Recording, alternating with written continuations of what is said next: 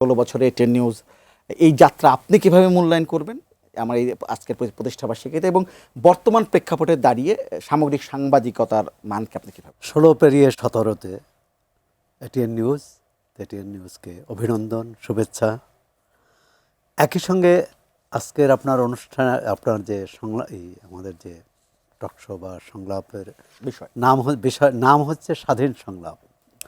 তা স্বাধীন সংলাপ পেতে হলে স্বাধীন সংবাদ মাধ্যম হতে হবে এবং স্বাধীন সংবাদ মাধ্যম পেতে হলে গণতান্ত্রিক সরকার থাকতে হবে, গণতান্ত্রিক সামাজিক শক্তির গণতান্ত্রিক মানসিকতা থাকতে হবে, চিন্তাভাবনা থাকতে হবে, একে অপরকে সহ্য করার সহনশীল মানসিকতা থাকতে হবে।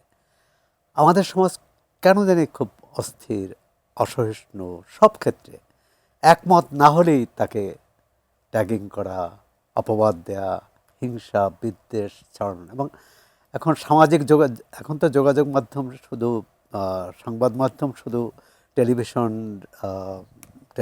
রেডিও বা সংবাদপত্র না, বা পোর্টালও না, সবার হাতে একটি করে সংবাদ মাধ্যম এবং তিনি মুঠোফোনে সবাই এই খবর পেয়ে যায়। কোনটি খবর না এটা ভাগ করা খুব কঠিন। কারণ প্রায়ই জিজ্ঞেস করে স্বজন পরিচিত যে এটা তো তোমাদের কাগজে দেখলাম না, তোমাদের পোর্টালে দেখলাম না, তোমাদের টেলিভিশনে দেখলাম না, কারণ এটা তাহলে এখন এটি একটি বিষয়। তার চেয়েও 16 বছরে এটিএন নিউজ অনেক ঝড়ঝঞ্ঝার মধ্যে দিয়ে এসেছে। 3টি সরকার, এই বিএনপি সহ 3টি সরকার, আওয়ামী লীগ সরকার 24 পর্যন্ত ছিল, তারপর অন্তর্বর্তী সরকার 1.5 বছর এবং এখন এই সরকারের কয়েক মাস। এর মধ্যে ভাঙচুর হয়েছে, আবার মানুষের অভিনন্দন ভালোবাসাও কুড়িয়েছে। না হলে একটি টেলিভিশন মাধ্যম এই 16 বছর পার করতে পারতো না। 16 বছরে প্রথম যারা ছিলেন তাদের হয়তো কেউ আছেন, কিন্তু অনেকেই নেই।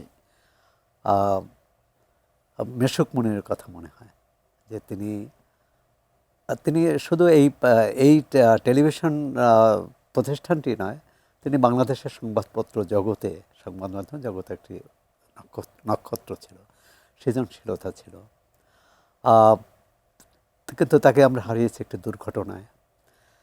এখন বড় প্রশ্ন তো আসে যে সরকার বদলের সঙ্গে সঙ্গে সংবাদ মাধ্যম কেন বদল হবে, আর সংবাদ মাধ্যমের চরিত্র কেন বদল হবে, তার ভূমিকা কেন বদল হবে।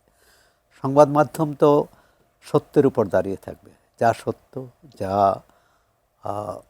সঠিক, সেই তথ্যটাই যা মানুষের কাছে পৌঁছাবে, সেই বিশ্লেষণ পৌঁছাবে।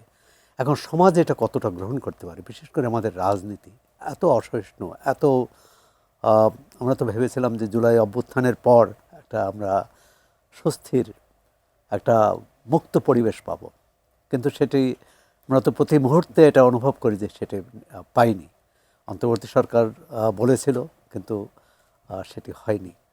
এখন বিএনপির সামনে পরীক্ষা, আর আমাদেরও পরীক্ষা, আপনার এই সংবাদ মাধ্যমে যারা আছেন, এটি নিউজেরও পরীক্ষা, এবং প্রতিদিনই পরীক্ষা দিয়ে পাশ করতে হয়, পরীক্ষায় উত্তীর্ণ হতে হয়।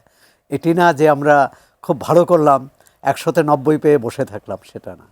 প্রতিদিনই আমরা কিভাবে সত্যকে ধারণ করতে পারি, সত্যকে লালন করতে পারি এবং সাহসের সঙ্গে সঠিক কথাটা বলতে পারি, তাহলেই একটি টেলিভিশন কেন্দ্র আপনার দর্শক শ্রোতা মন জয় করতে পারবে, তারা আগ্রহী হয়ে উঠবে। কঠিন সময় আপনি বলছিলেন, আবার অন্য দিক থেকে সুযোগও অবারিত। সেই সুযোগ ব্যবহার করার নতুন তথ্য প্রযুক্তি আমাদের দূরকে নিকট করেছে, পরকে আপন করেছে। সেই আপনের যে মহিমা, সেই কাছের যে মহিমা, সেটা যাতে এটিএন নিউজ বজায় রাখতে পারে এবং আর উত্তরোত্তর এর সমৃদ্ধি, এটাই আমাদের প্রত্যাশা।